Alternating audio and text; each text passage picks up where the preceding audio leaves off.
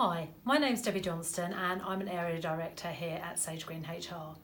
Thank you for joining me on my how-to series. Today I'm going to look at collective redundancy.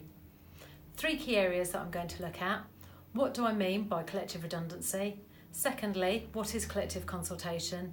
And then finally, and probably most importantly, the selection process and how you can implement this. So, what do we mean by redundancy? Redundancy is potentially a fair reason for dismissal in employment law terms. However, you do need to conform with the outlined definition of what redundancy entails. So this would normally mean that work has stopped in a certain business or potentially a location, or more commonly I find when there's been a diminishing need for people of a certain group to carry out a certain piece of work. When this is the case, then that's normally when collective redundancies apply. In terms of numbers, when you have more than 20 employees, that's what we classify as collective redundancy. Anything less than that needs to be covered by individual consultation and redundancy process, and I have a separate video for this that you can watch alternatively. However, where you have between 20 and 99 employees, you have to consult with those individuals for at least 30 days. And where you are making more than 99 people redundant, potentially in one area, you need to consult for 45 days. The consultation process actually means that you still can undertake the process and have genuine meetings with people, but you cannot, under any circumstances, actually affect any terminations during this time. So, when you look to have this consultation process, you also need to look at employee representatives.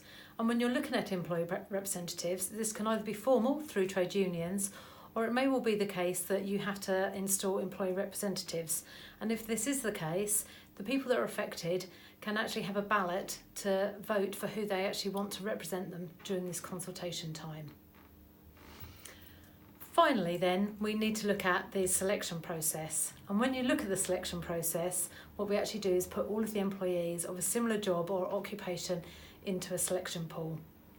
In order for the selection pool to be fair, it needs to be objective, so appropriate for everyone, it needs to be measurable, and it needs to be consistently applied. Once you've applied this pool and the criteria, you would then look to ascertain the people with the lowest scores and invite them in for the next stage of the consultation process. This is then when you would start individual consultation meetings with these individuals. Normally it would be 2 or 3 meetings at this time, and the ultimate goal of these meetings is to try not to make that person redundant. So during this time you might be looking at suitable alternative employment, so any other vacancies that you have that they can move into, and as a last result look to mitigate the outcome of any redundancy. If you do have any suitable alternative vacancies, you don't have to create a job for a person, but if you do have other vacancies that both you and the employee feel that they're suitable for, you can actually ask them to have a 4-week trial within that role. However, if having gone through all of this process, you are still in the situation where you have to make individuals redundant, at that point you look to sever or terminate their employment with the company. And at this point, the person has the right to go out and have reasonable time off to attend interviews.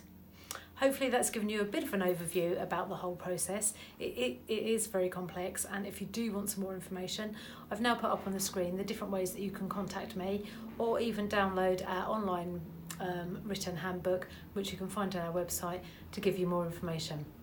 Many thanks for watching.